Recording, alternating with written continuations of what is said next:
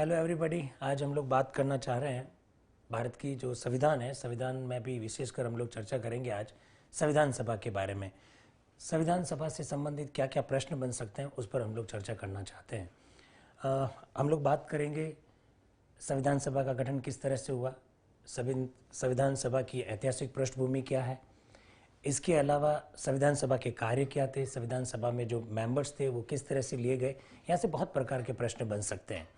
देखिए, अगर हम लोग बात संविधान सभा की कर रहे हैं तो सबसे पहले वो व्यक्ति कौन थे जिन्होंने संविधान सभा के बारे में बात की थी। हम लोग बात कर रहे हैं भारत के संदर्भ में, तो इस संदर्भ में बात करने वाले पहले व्यक्ति महात्मा गांधी है। 1922 में उन्होंने कहा कि भारतीयों के लिए एक संविधान के निर्माण करने के लिए एक संविधान सभा होनी चाहिए। एक तो बात ही है। दूसरी बात, एक बहुत बढ़िया प्रश्न पूछा जा सकता है और वो प्रश्न होगा कि अंग्रेजों ने इस बात को कब स्वीकार किया था कि भारतीयों के लिए संविधान सभा होनी चाहिए। तो ऐसी स्थिति में इस बात को ध्यान रखें, अगस्त 1940 में अंग्रेजों के द्वारा एक प्रस्ताव रखा गया था जिसे हम लोग अगस्त प्रस्ताव कहते हैं। इस अगस्त प्रस्ताव में पहली बार अंग्रेजों ने इस बात को स्वीकार किया था कि भारतीयों के लिए एक संविधान सभा होनी चाहिए, लेकिन इसको हमने स्वीकार नहीं किया था। उसका कारण था, अंग्रेजों ने कहा कि उस संविधान सभा में मुख्यतया भारतीय लोग होंगे। इस पर हमको आपत्ति थी। मुख्यतया भारतीय होने का सीधा सा मतलब यह था कि उसमें बहुत सारे अन्य लोग भी हो सकते हैं। तो गांधी जी और कांग्रेस और उस समय के जितने भी जो संगठन थे, उन्होंने अगस्त प्रस्ताव को इस वजह से स्वीकार नहीं किया था। इसके बाद अगर हम लोग बात करें तो क्रिप्स प्रस्ताव, ये क्रिप्स प्रस्ताव 1942 में रखा गया था। सर स्टफर्ड क्रिप्स के द्वारा रखा गया था। क्रिप्स प्रस्ताव में स्पष्ट शब्दों में अंग्रेजों ने इस बात को स्वीकार कर लिया था कि भारतीयों के लिए संविधान सभा होगी, लेकिन इसमें भी दिक्कत थी। इसको भी हमने स्वीकार नहीं किया था। इसको स्वीकार नहीं करने का जो मुख्य कारण था, वो कारण ये था कि इसमें साफ लिखा हुआ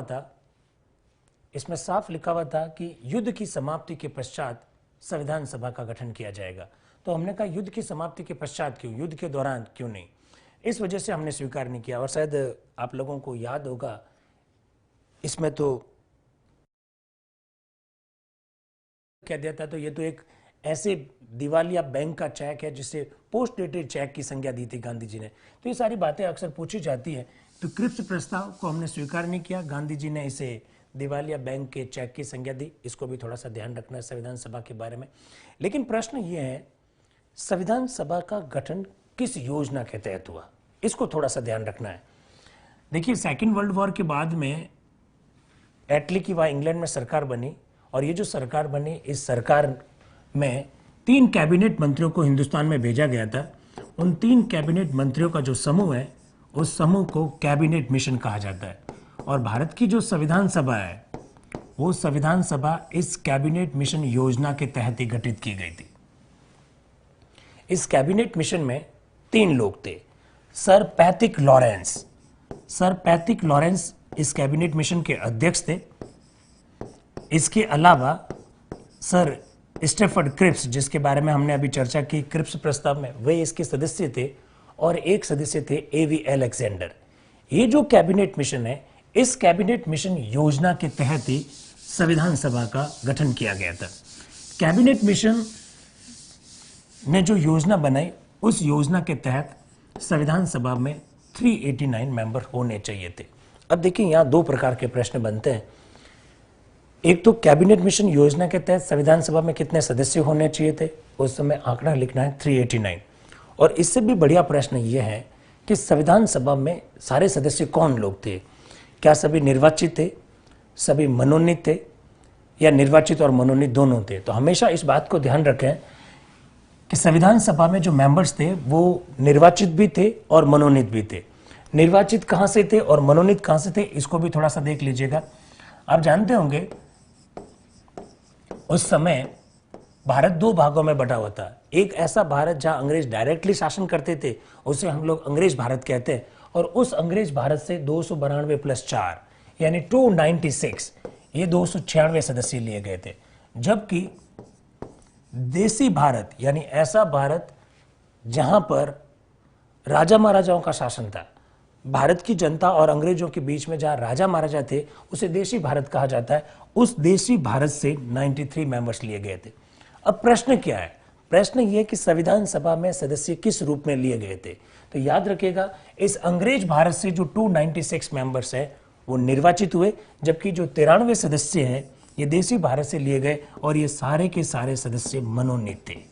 एक तो बात है ये। दूसरी बात, आपके मन में एक प्रश्न आ रहा होगा कि ये 389 का आंकड़ा आया कैसे है? 390 ले लेते, 400 ले लेते, 420 ले लेते, 380 ले लेते। तो आपको बता दें, जब कैबिनेट मिशन हिंदुस्तान में आया और संविधान सभा के बारे में जब उसने विचार विमर्श किया, उस समय भारत की जनसंख्या लगभग 40 करोड़ थी। तो संविधान सभा का ये जो गठन हो रहा था कैबिनेट मिशन योजना के तहत, कैबिनेट मिशन ने एक आंकड़ा फिक्स किया कि एक जो मेंबर होगा वो कम से कम 10 लाख जनसंख्या का प्रतिनिधित्व करने वाला होना चाहिए। इस वजह से 40 करोड़ की जनसंख्या होने के कारण हमारी जो संविधान सभा जो बनने वाली थी, इसमें 389 मेंबर्स लिए गए थे। इसको भी थोड़ा ध्यान रखें। अब देखिए, एक प्रश्न यहां से बनता है, 292 सदस्य अंग्रेज भारत से लिए गए, 4 सदस्य भी अंग्रेज भारत से लिए गए, यानी कुल मिलाकर हो गए 296 सदस्य। ये जो 4 है, ये 4 क्या है? जिस तरह से हिंदुस्तान में अभी 7 केंद्र शासित प्रदेश है, ठीक उसी प्रकार से देश की आजादी से पहले हमारे यहां 4 चीफ कमिश्नर वाले प्रांत थे। हर एक चीफ कमिश्नर वाले प्रांत से एक एक सदस्य लिया गया था। उस समय कौन कौन से प्रांत थे चीफ कमिश्नर वाले? एक दिल्ली था, बहुत बढ़िया प्रश्न पूछा जा सकता है। एक, इसके बाद में हमारा जो राजस्थान का अजमेर मेरवाड़ा, एक जॉइंट रूप में इसका नाम याद रखना है। अजमेर मेरवाड़ा भी चीफ कमिश्नरी प्रांत था। ये 2 हो गए। तीसरा था कुर्ग, जो आजकल कर्नाटक में है। कुर्ग से एक मेंबर लिया गया और एक मेंबर लिया गया था बलूचिस्तान से, जो आजकल पाकिस्तान में है। ये जो 4 चीफ कमिश्नरी प्रांत हैं, इनको याद रखना है। प्रश्न सीधा पूछा जा सकता है, संविधान सभा में जो 4 सदस्य चीफ कमिश्नरी प्रांत से लिए गए थे, इनमें से कौन सा चीफ कमिश्नरी प्रांत है अथवा नहीं है, इसको थोड़ा ध्यान रखें। दिल्ली वर्तमान का दिल्ली, अजमेर मेरवाड़ा अपने वाला अजमेर, कुर्ग मैंने कहा कर्नाटक में है, और ये जो बलूचिस्तान है, बलूचिस्तान आज के पाकिस्तान में है। तो इस प्रकार से 296 मेंबर्स तो हो गए अंग्रेज भारत से और 93 सदस्य हो गए देसी भारत से। 9 दिसंबर 1946 को संविधान सभा की पहली बैठक हुई। अब एक प्रश्न यहां पर बहुत बढ़िया सा प्रश्न बनता है। 9 दिसंबर 1946 को जब ये पहली बैठक हुई, आप सब लोग जानते हैं इस बैठक की अध्यक्षता डॉक्टर सच्चिदानंद सिन्हा ने की। यहां एक बहुत बढ़िया सा प्रश्न पूछा जा सकता है, 9 दिसंबर 1946 को ये जो पहली बैठक हुई, इस बैठक की अध्यक्षता डॉक्टर सच्चिदानंद सिन्हा ने क्यों की? नंबर एक, उनका चुनाव हुआ था। नंबर 2, ब्रिटिश सरकार ने उनको मनोनीत किया था, या वो संविधान सभा के सबसे बुजुर्ग सदस्य थे। इसका सही आंसर है डॉक्टर सच्चिदानंद सिन्हा ने हमारी संविधान सभा की पहली बैठक की अध्यक्षता इसलिए की क्योंकि वो संविधान सभा में सबसे बुजुर्ग सदस्य थे।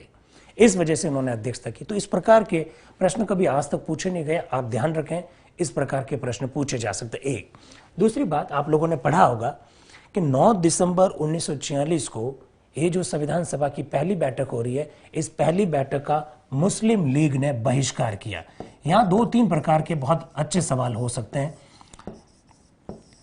देखिए, ये जो मुस्लिम लीग 9 दिसंबर की बैठक का बहिष्कार करेगी, तो इंग्लैंड के पूर्व प्रधानमंत्री विंस्टन चर्चिल एक बहुत बड़ा स्टेटमेंट बोलते हैं और वो स्टेटमेंट पूछा जा सकता है।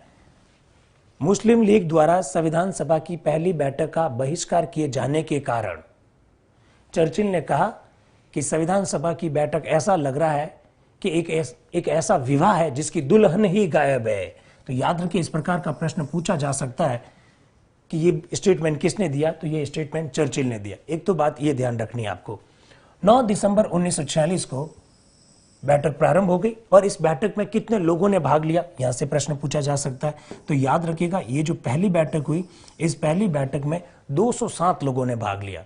संविधान सभा के 207 मेंबर्स भाग लेते हैं। एक और प्रश्न हो सकता है, इसमें महिलाएं कितनी थी, तो महिलाएं थी 9। अब देखिए, ये तो सब परंपरागत बातें हैं। नए प्रकार के प्रश्न क्या हो सकते हैं? बहुत बढ़िया प्रश्न हो सकता है कि हमारी जो कैबिनेट मिशन था, उस कैबिनेट मिशन योजना के तहत तो संविधान सभा में 389 मेंबर होने चाहिए थे। फिर 9 दिसंबर 1946 को जो पहली बैठक हो रही है, इस पहली बैठक में केवल 207 मेंबर कैसे आ रहे हैं, इतने कम मेंबर कैसे?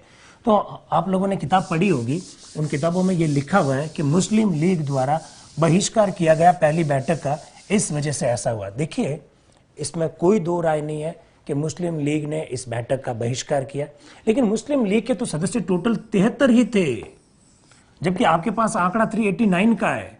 तो 389 में से 73 निकालते हैं तो 316 आते हैं, जबकि मेंबर तो केवल 207 आ रहे हैं। इसका क्या जवाब देंगे? तो हमेशा आप ध्यान रखिएगा, पहली बैठक में कम सदस्य आने के दो बड़े कारण थे। एक, मुस्लिम लीग के 73 सदस्य जो थे, तो मुस्लिम लीग ने बैठक का बहिष्कार किया, ये एक बड़ा कारण है। और दूसरा कारण, हम बात कर रहे हैं दिसंबर 1946 की, और आप लोग जानते हैं 15 अगस्त 1947 को हिंदुस्तान आजाद होता है। दिसंबर 1946 तक देसी रियासतों ने अपना भविष्य ही तय नहीं किया था। उनको ये पता ही नहीं था कि उनको जाना कहाँ है, और अगर उनको जाना हिंदुस्तान में है तो संविधान सभा में किसको सदस्य के रूप में भेजे जाएंगे। तो 93 का एक बड़ा आंकड़ा जो देसी रियासतों से आना था वो आया नहीं, और 73 का जो मुस्लिम लीग द्वारा बहिष्कार जो किया गया वो लोग आए नहीं। इसके अलावा भी बहुत सारे कारण थे जिसकी वजह से संविधान सभा में केवल पहले दिन की बैठक में 207 लोग ही पहुंचे। इसको थोड़ा ध्यान रखें आप। इसके बाद में अच्छा सा प्रश्न होता है, 11 दिसंबर 1946 को डॉक्टर राजेंद्र प्रसाद, बिहार के रहने वाले डॉक्टर राजेंद्र प्रसाद को संविधान सभा का स्थायी अध्यक्ष चुन लिया गया। 13 दिसंबर, यहां एक और अच्छा प्रश्न हो सकता है, 13 दिसंबर 1946 को पंडित जवाहरलाल नेहरू एक उद्देश्य प्रस्ताव रखते हैं। ये जो उद्देश्य प्रस्ताव है, ये उद्देश्य प्रस्ताव क्या है, पहले तो हमको ये पता होना चाहिए। देखिए, भारत के संविधान की जो वर्तमान की जो प्रस्तावना है, इस प्रस्तावना का आधार ये उद्देश्य प्रस्ताव है। बहुत अच्छा सा प्रश्न पूछा जा सकता है कि प्रस्तावना का आधार क्या है। एक 13 दिसंबर 1946 को पंडित नेहरू द्वारा जो प्रस्ताव रखा गया था, उद्देश्य प्रस्ताव, वह उद्देश्य प्रस्ताव इस प्रस्तावना का आधार है। एक दूसरी बात, इस उद्देश्य प्रस्ताव में था क्या? भारत का जो भावी संविधान हम लोग जो बनाने जा रहे थे, जिस आयन का हम लोग निर्माण करने जा रहे थे, उस आयन के, उस संविधान के, उस कॉन्स्टिट्यूशन के क्या उद्देश्य होंगे, सरकार की प्रकृति कैसी होगी, सरकार किन किन उद्देश्यों को लेकर काम करेगी, इन सारी बातों का उल्लेख 13 दिसंबर 1946 को ये जो उद्देश्य प्रस्ताव रखा गया इसमें था। एक बात। दूसरी बात, ये उद्देश्य प्रस्ताव उस दिन स्वीकार नहीं हुआ था। संविधान सभा के कई सारे सदस्य थे, जिसमें M.R. जयकर भी थे, डॉक्टर अंबेडकर भी थे। उन्होंने कहा कि जब तक मुस्लिम लीग के सदस्य नहीं आ जाते हैं तब तक हमको उद्देश्य प्रस्ताव स्वीकार नहीं करना चाहिए। इस वजह से हमारा संविधान सभा का यह जो प्रथम अधिवेशन है, जिसमें उद्देश्य प्रस्ताव रखा गया लेकिन पारित नहीं हो पाया, 22 जनवरी, ये डेट भी याद रखनी है, 22 जनवरी 1947 को संविधान सभा ने इस उद्देश्य प्रस्ताव को स्वीकार कर लिया। उद्देश्य प्रस्ताव की चार बातें पंडित नेहरू ने रखा, 13 दिसंबर 1946 को रखा। संविधान के क्या उद्देश्य हैं, इस बात का उल्लेख है। पहले अधिवेशन में पारित नहीं हुआ, 22 जनवरी 1947 को इसको स्वीकार किया गया, और वर्तमान संविधान की प्रस्तावना का आधार ये उद्देश्य प्रस्ताव ही है। इसके बाद में एक बहुत बड़ा विवाद है। संविधान सभा की जब बात करते हैं, भारत का संविधान की जब हम लोग चर्चा करते हैं, तो डॉक्टर अंबेडकर को लेकर बहुत सारी बातें हैं, इसको भी स्पष्ट करना जरूरी है।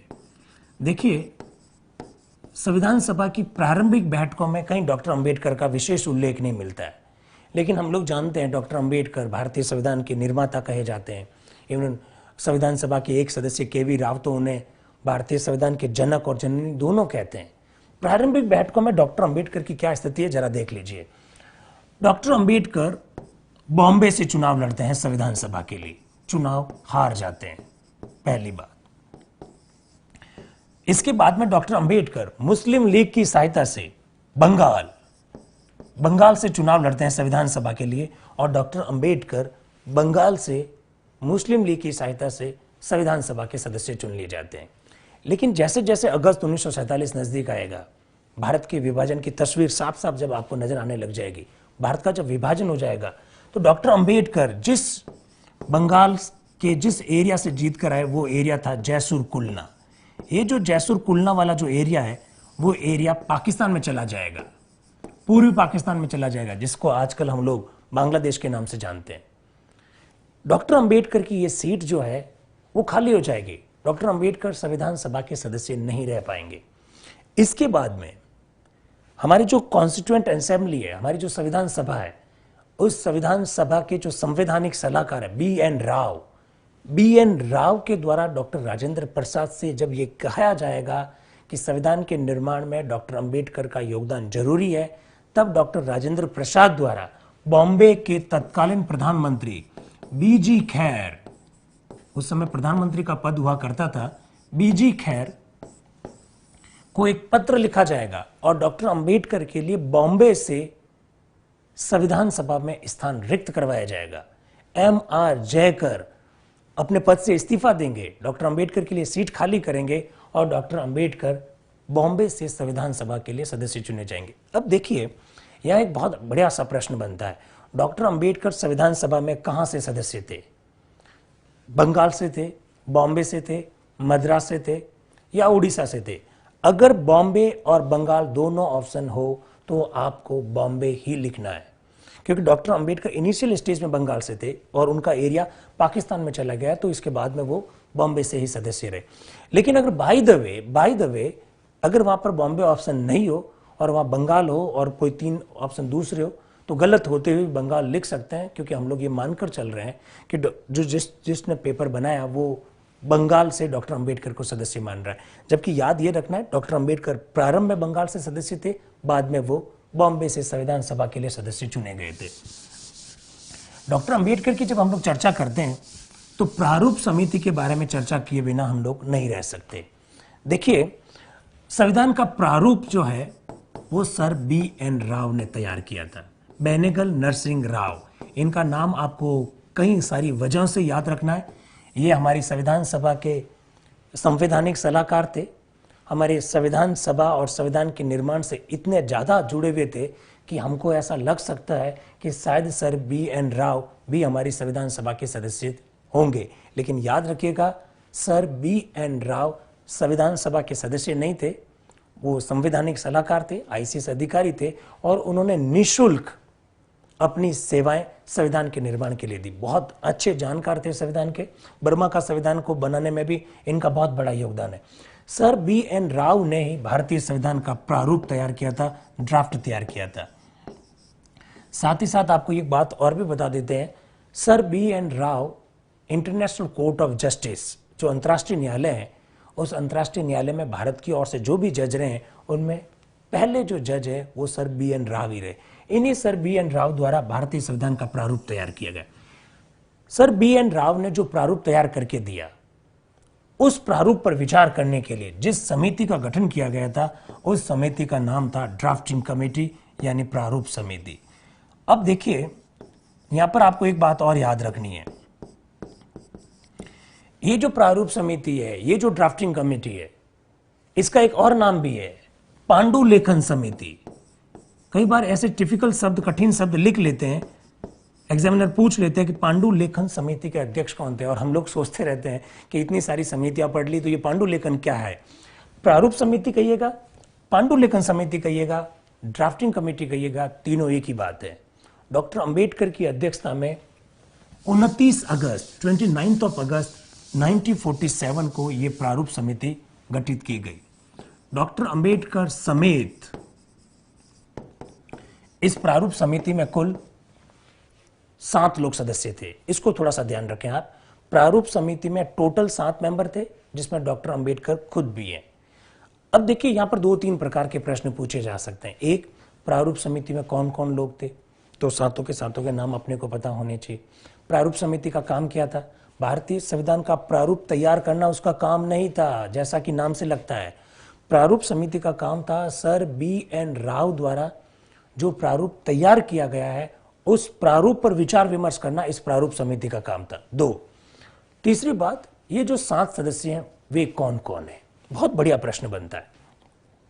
देखिए, डॉक्टर B.R. अंबेडकर इस समिति के अध्यक्ष हैं। इसके बाद में गोपाला स्वामी आयंगर, अल्लादी कृष्णा स्वामी अय्यर तीसरे, मोहम्मद सादुल्ला मुस्लिम लीग के थे, ये चौथे व्यक्ति थे।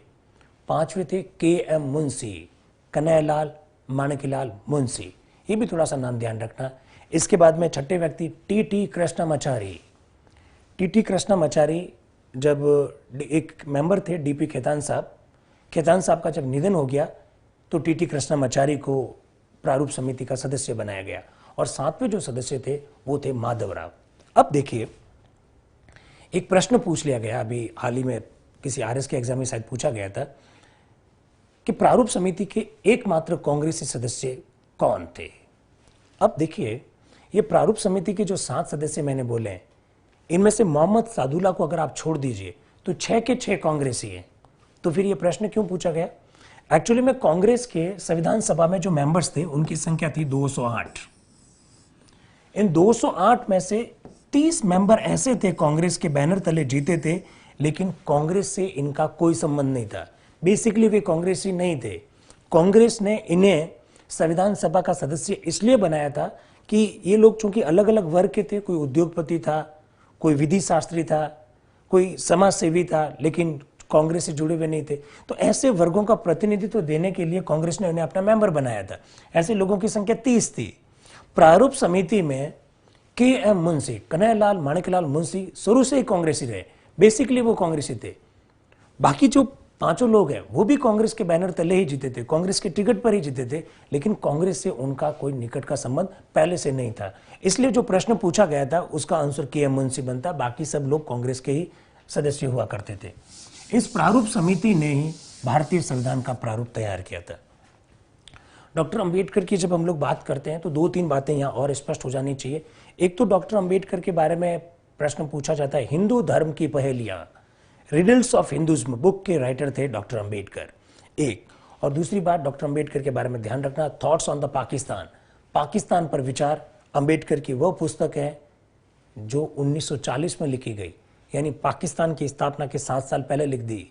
डॉक्टर अंबेडकर इतने विजनरी थे, इतने दूरदृष्टि थे कि उन्होंने 7 साल पहले इस बात की कल्पना कर ली कि पाकिस्तान बन कर रहेगा। तो डॉक्टर अंबेडकर का बहुत बड़ा योगदान है, इस बात को भी आप थोड़ा सा ध्यान रखें।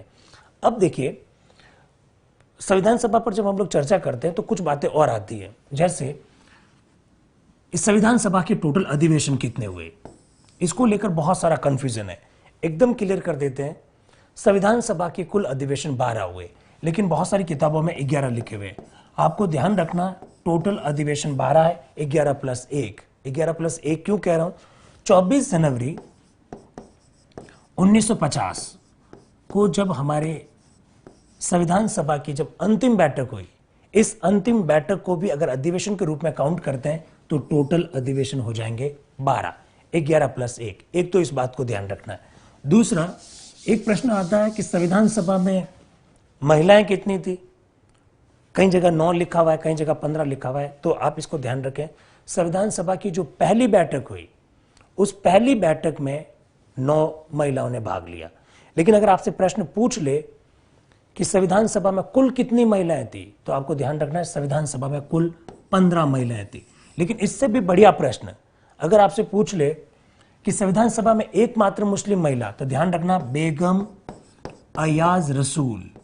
बेगम अयाज रसूल संविधान सभा में एकमात्र मुस्लिम महिला सदस्य थी। तो इस प्रकार के प्रश्न पूछे जा सकते हैं, किताबों में, गाइड्स में विशेषकर अलग अलग लिखा हुआ है 15 महिला सदस्य थी, इसको थोड़ा ध्यान रखना। एक और कंफ्यूजन रहता है, राजस्थान से संविधान सभा में सदस्य कितने थे?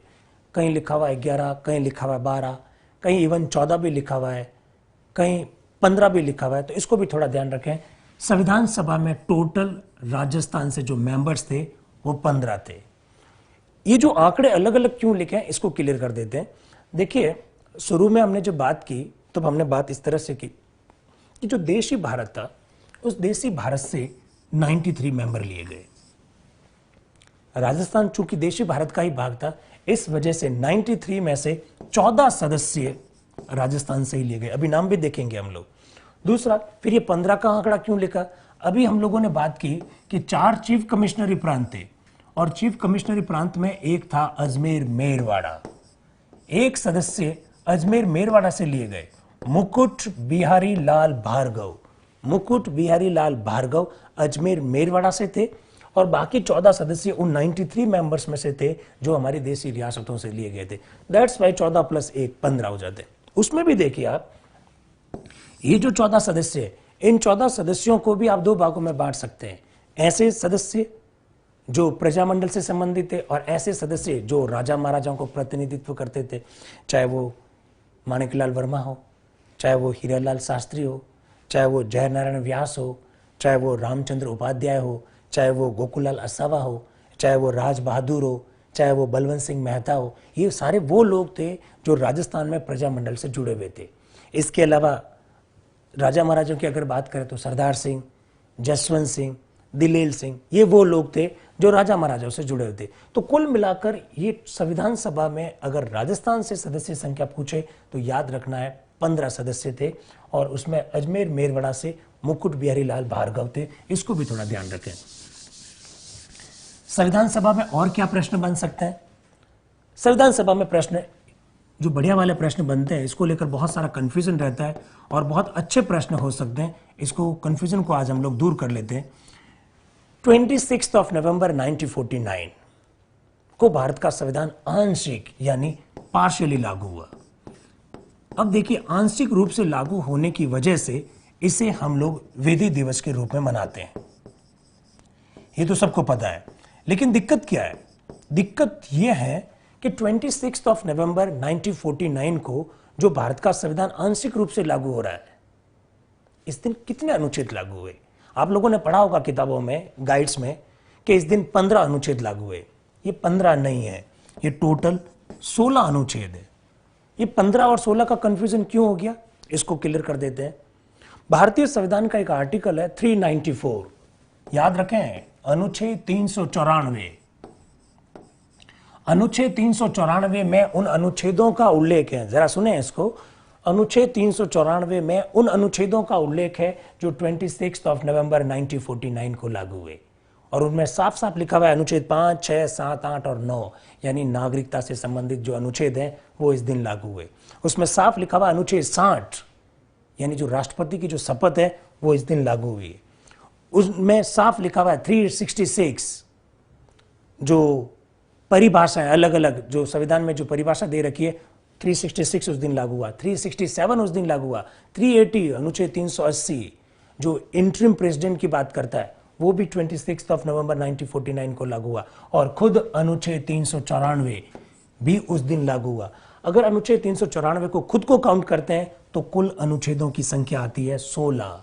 26 नवंबर 1949 को भारतीय संविधान के 16 अनुच्छेद लागू हुए, जिसमें नागरिकता से संबंधित है अनुच्छेद 324 चुनाव आयोग से संबंधित है, जिसमें राष्ट्रपति की शपथ अनुच्छेद 60 वो भी लागू हुआ।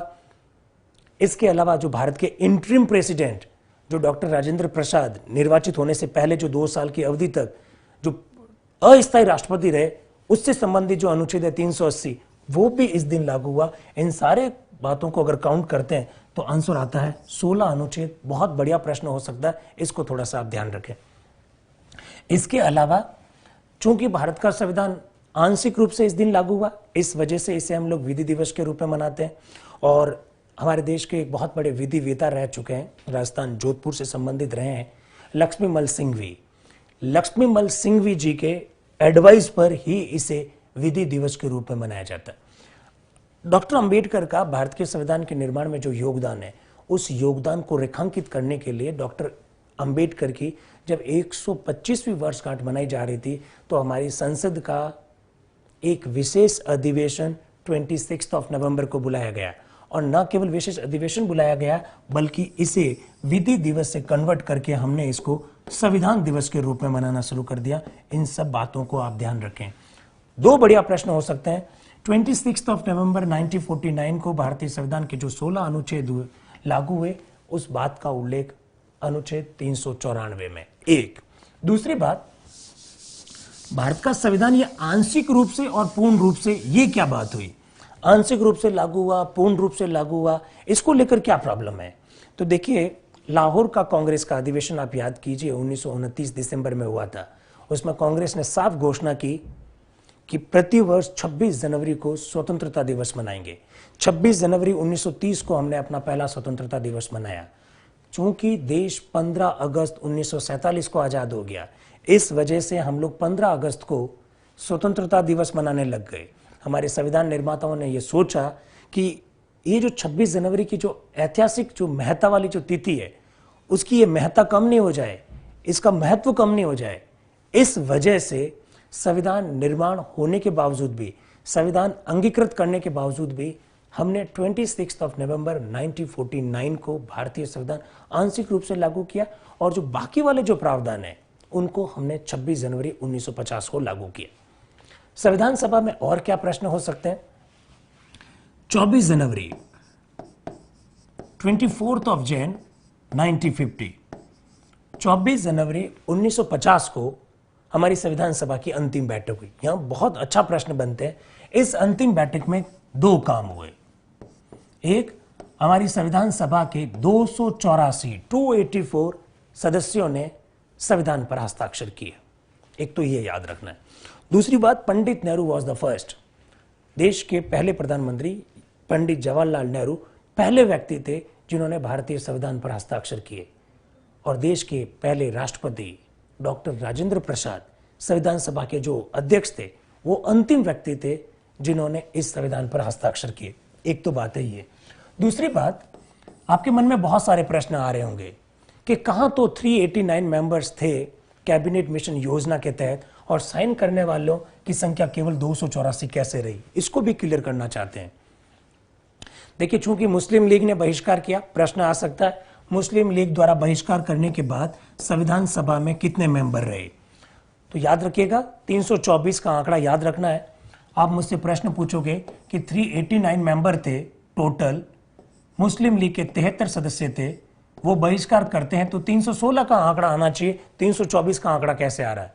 एकदम कॉन्सेप्ट क्लियर रखें। मुस्लिम लीग संविधान सभा की बैठक का बहिष्कार कर रही है। इसका कतई ये तात्पर्य नहीं है कि मुस्लिम लीग के सारे सदस्य संविधान सभा की बैठक का बहिष्कार कर रहे हैं। बहिष्कार किए जाने के बावजूद भी मुस्लिम लीग के बैनर तले जो लोग जीते वो हमारी संविधान सभा के सदस्य रहे हैं। अभी मैंने बोला था नाम, प्रारूप समिति के एक सदस्य थे मोहम्मद सादुल्ला, वो मुस्लिम लीग से तो थे। नुसरत मोहानी, वो कहां से थे? वो भी मुस्लिम लीग से थे। तो इसका मतलब है कि मुस्लिम लीग बहिष्कार करेगी तो सारे मेंबर बहिष्कार करेंगे, ये जरूरी नहीं है। प्रश्न आता है मुस्लिम लीग द्वारा बहिष्कार किए जाने के बाद कितने मेंबर थे? 324। एक प्रश्न आता है 15 अगस्त 1947 को संविधान सभा में कितने मेंबर्स थे? 299। और प्रश्न आता है हमारे संविधान पर कितने सदस्यों ने हस्ताक्षर किए? तो 284। अब कई बार विद्यार्थी पूछते हैं ये कम कैसे हो गए? तो देखिए, अभी मैंने नाम बोला नुसरत मोहानी, वो संविधान सभा के हमेशा मेंबर रहे, हर बैठक में वो भाग लेते रहे, लेकिन उन्होंने संविधान पर हस्ताक्षर नहीं किए। उन्होंने कहा मैं इस संविधान को नहीं मानता। तो इस वजह से आंकड़ा तो कम आना है। 284 का आंकड़ा ध्यान रखिएगा। एक दूसरा काम 24 जनवरी को जो किया गया, वो किया गया डॉक्टर राजेंद्र प्रसाद को भारत का पहला राष्ट्रपति निर्वाचित किया गया। और जैसे ही मैं निर्वाचित शब्द बोलता हूं तो आपके मन में बहुत सारे प्रश्न आ रहे होंगे, मैं इस बात को समझ सकता हूं। देखिए, हमेशा ध्यान रखना, अगर आपसे पूछा जाए कि संविधान सभा का कार्य क्या था, तो यहां थोड़ा सा आप गलती कर सकते हैं। नाम से स्पष्ट होता है कि संविधान सभा संविधान के निर्माण का काम करती है। वैसे संविधान निर्माण का ही काम था उसका, लेकिन याद रखना हमारी इस संविधान सभा के दो कार्य थे। वो संविधान निर्माण का भी काम करती थी। संविधान निर्माण का जब काम करती थी संविधान सभा, उस समय उसकी अध्यक्षता डॉक्टर राजेंद्र प्रसाद करते थे, डॉक्टर राजेंद्र प्रसाद। और यही संविधान सभा संसद के रूप में भी काम करती थी। 2 शिफ्ट में इसकी मीटिंग होती थी। सुबह की शिफ्ट में मान लीजिए संविधान का निर्माण का काम किया, उस समय डॉक्टर राजेंद्र प्रसाद ने इसकी अध्यक्षता की। और समझ लीजिए शाम की शिफ्ट में संविधान सभा संसद के रूप में काम करती है। तब जब संविधान सभा संसद के रूप में काम करती थी, उस समय हमारी इस संविधान सभा की अध्यक्षता GV मावलंकर, गणेश वासुदेव मावलंकर करते थे। अब ये बात मैंने आपको यहां पर क्यों बताई, उसका कारण यह है 24 जनवरी 1950 को जब संविधान सभा डॉक्टर राजेंद्र प्रसाद का चुनाव करेगी भारत के प्रथम राष्ट्रपति के रूप में, तो विद्यार्थी दो प्रकार के प्रश्न पूछते हैं। एक, संविधान सभा को यह अधिकार किसने दिया, और दूसरा, निर्वाचन शब्द का प्रयोग कैसे कर रहे हैं। एकदम क्लियर कर देते हैं। संविधान सभा के दो काम है, संविधान का निर्माण करना, और यही संविधान सभा एक और भी तो काम कर रही है। संविधान सभा संसद के रूप में कार्य कर रही थी। 24 जनवरी 1950 को संविधान सभा जब डॉक्टर राजेंद्र प्रसाद का चुनाव राष्ट्रपति के रूप में जब चुन रही है, तो वो संविधान सभा नहीं है, वो संविधान सभा संसद के रूप में कार्य करते हुए ऐसा कर रही है। एक, और दूसरी बात, विद्यार्थी कहते हैं कि निर्वाचन शब्द कैसे बोला, मनोनीत क्यों नहीं बोला। अरे भाई, मनोनीत इसलिए नहीं बोला, निर्वाचित इसलिए बोल रहे हैं क्योंकि संविधान सभा ने बाकायदा ऑर्डर निकाला था कि जो राष्ट्रपति बनना चाहते हैं वो फॉर्म भरिए। एक ही फॉर्म आया था डॉक्टर राजेंद्र प्रसाद का, इस वजह से निर्वाचन हुआ है। संविधान सभा की बैठक जो 24 जनवरी 1950 की है, उसमें साफ साफ शब्दों में आयंगर ने इस बात की घोषणा कर रखी है कि डॉक्टर राजेंद्र प्रसाद भारत के प्रथम राष्ट्रपति निर्वाचित किए गए। दैट्स वाई हमने निर्वाचन शब्द का प्रयोग किया, इसको थोड़ा ध्यान रखें। वैसे डॉक्टर राजेंद्र प्रसाद के बारे में भारतीय संविधान का ये जो अनुच्छेद 380 है, इस अनुच्छेद 380 अब खत्म कर दिया गया है। इस अनुच्छेद 380 में साफ शब्दों में इंटरिम प्रेसिडेंट, अंतरिम राष्ट्रपति, यानी जब तक नई व्यवस्था नहीं हो जाती है, संविधान लागू होने के बाद में जब तक देश में संसद और राज्य की विधानसभा के सदस्यों का चुनाव नहीं हो जाता है, तब तक अंतरिम राष्ट्रपति का जो प्रावधान किया गया, वो प्रावधान अनुच्छेद 380 में ही था, जिसे अब हमने समाप्त कर दिया। इनको भी थोड़ा सा आप ध्यान रखें। जब हम लोग संविधान सभा की बात कर रहे हैं, तो यहां पर दो तीन प्रश्न और आते हैं। एक तो भारत के संविधान जो है, उसका टाइटल क्या है, उसका शीर्षक क्या है।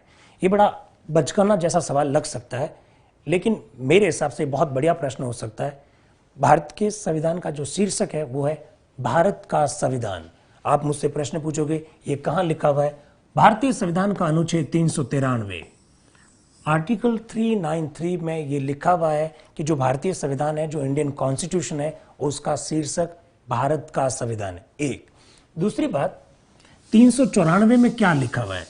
अभी तक जो जाना आपने, 394 में ये लिखा हुआ है कि जो 16 अनुच्छेद है वो लागू हुए, और अभी थोड़ी देर पहले हमने बात की कि वो 26 नवंबर 1949 को लागू हुए। लेकिन प्रश्न ये नहीं है, प्रश्न ये है कि ये 16 अनुच्छेद तो लागू हो गए, लेकिन बाकी वाले अनुच्छेद कब लागू होंगे, ये कहां लिखा हुआ है। अनुच्छेद 394 में ही लिखा हुआ है कि इन 16 अनुच्छेदों के अलावा भारतीय संविधान का जो शेष भाग है, remaining part of the Indian constitution, वो 26 जनवरी 1950 से लागू होगा।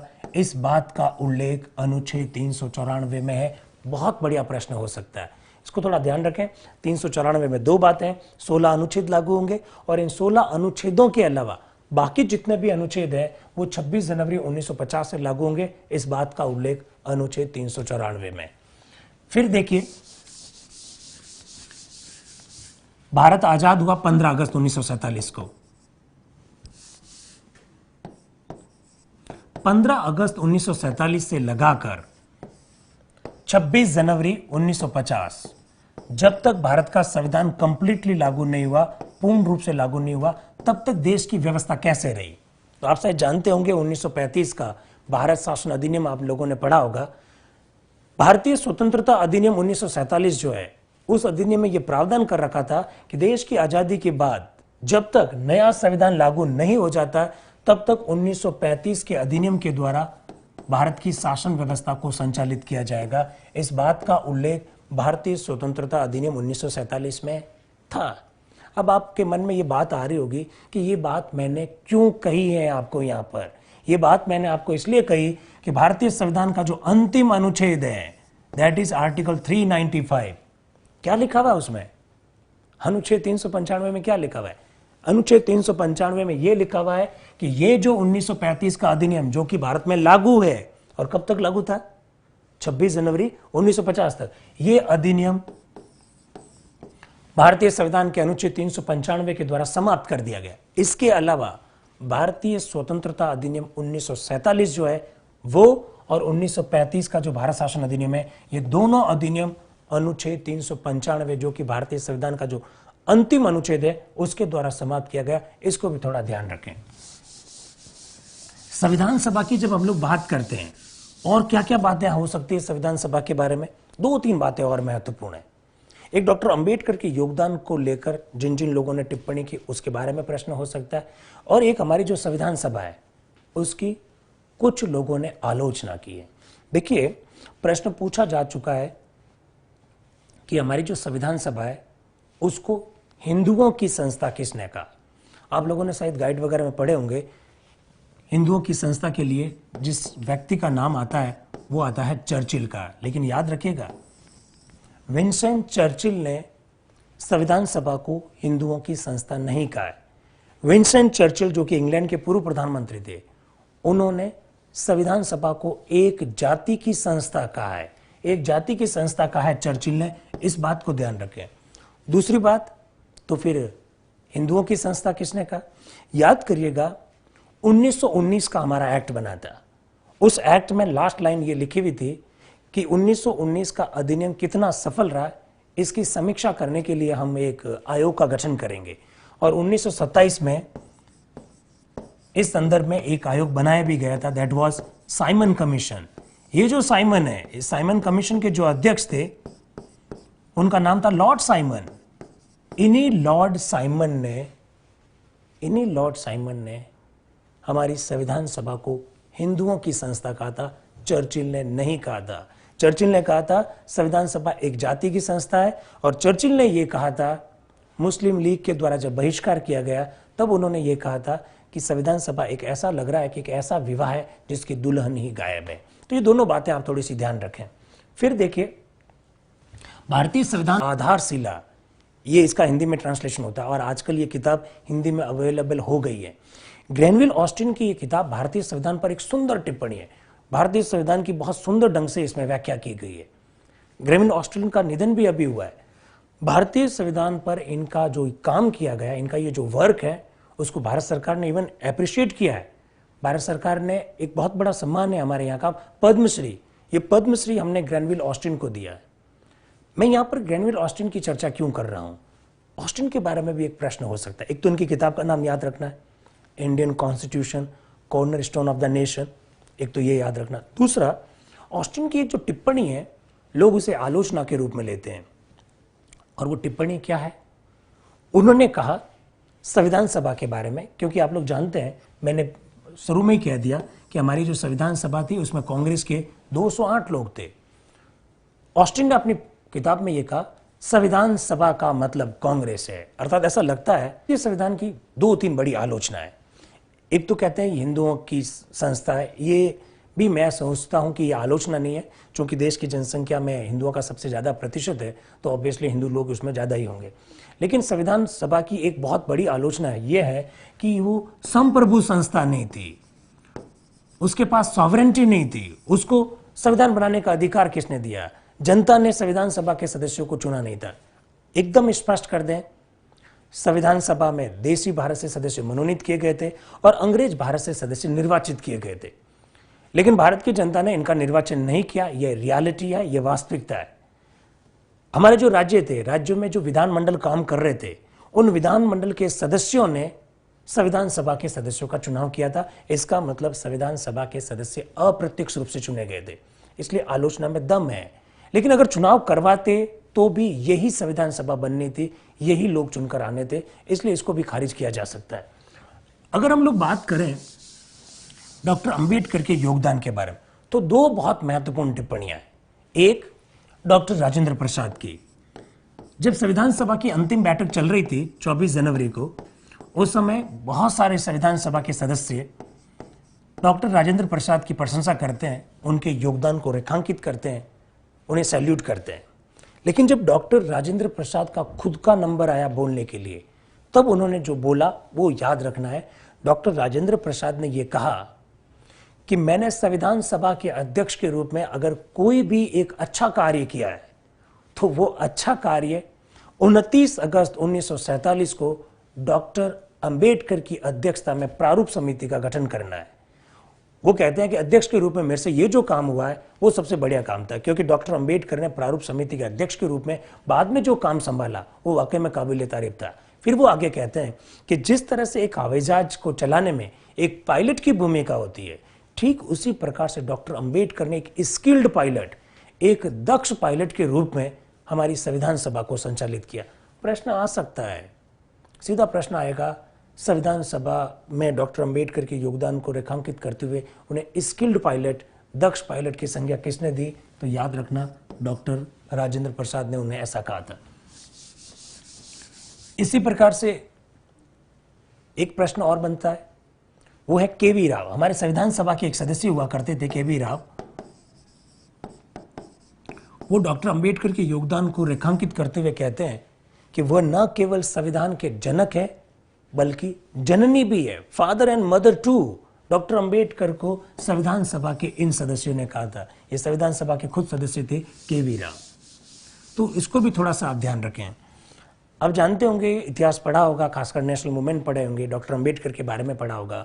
डॉक्टर अंबेडकर का अस्पृश्यता को लेकर जो आंदोलन चलाया गया, मंदिरों में प्रवेश को लेकर आंदोलन चलाया गया, उन सबको पढ़ा होगा। डॉक्टर अंबेडकर हिंदुओं की जो व्यवस्था में जिस प्रकार की जो कमियां थी उसका संकेत करते हैं, और डॉक्टर अंबेडकर हिंदुओं की व्यवस्था जिन स्मृतियों पर आधारित है उनकी बहुत कटु आलोचना करते हैं। लेकिन आज जो भारत की व्यवस्था है वो डॉक्टर अंबेडकर के द्वारा बनाई गई व्यवस्था है। इस वजह से डॉक्टर अंबेडकर को आधुनिक भारत का मनु कहा जाता है। इस बात को भी थोड़ा सा आप ध्यान रखें कि आधुनिक भारत का मनु किसे कहते हैं? डॉक्टर अंबेडकर को कहते हैं।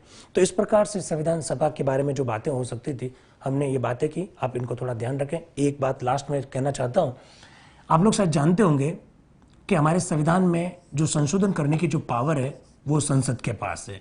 एक बहुत बढ़िया प्रश्न हो सकता है। दूसरा, हमारी जो संसद है इसकी पहली बैठक 13 मई 1952 को हो रही है। मैंने कहा संविधान में संशोधन करने की शक्ति संसद के पास, संसद की पहली बैठक 13 मई 1952 को। लेकिन आप लोग शायद जानते होंगे, प्रथम संविधान संशोधन, हमारा जो कॉन्स्टिट्यूशन में फर्स्ट अमेंडमेंट है वो फर्स्ट अमेंडमेंट 1951 में ही हो गया, 1951 में ही हो गया। तो प्रश्न यह है कि जब संविधान में संशोधन संसद करती है, संसद की पहली बैठक 13 मई 1952 को हो रही है, संविधान में प्रथम संशोधन 1951 में हो रहा है, ये ऐसे कैसे हो गया? तो आपको याद रखना है, हमारी जो संसद है वो संसद 1952 में जरूर अस्तित्व में आ रही है, लेकिन हमारी संसद नवंबर 1947 जो संविधान सभा है वो संविधान सभा संसद के रूप में भी काम करने लग जाती है नवंबर 1947 से, और तब तक काम करती रहती है जब तक कि नई संसद नए संविधान के तहत अस्तित्व में नहीं आ जाती है। इसका सीधा सा मतलब है कि प्रथम संविधान संशोधन उसी संविधान सभा ने किया जिसने संविधान का निर्माण किया, अर्थात संविधान सभा ने ही संसद के रूप में कार्य करते हुए भारतीय संविधान में प्रथम संशोधन किया, जिसमें बहुत सारी बातें, 9 शेड्यूल वगैरह जोड़े गए। ये सब बातें आपको याद रखनी है। आप लोगों ने इतनी देर तक सुना, अपने कमेंट में लगातार आप लोगों के देख रहा हूं। Thank you very much. आप इसी प्रकार से सुनते रहें। Thank you, thank you. Click on the subscribe button to subscribe to our channel. Press the bell icon on the YouTube app and never miss another update.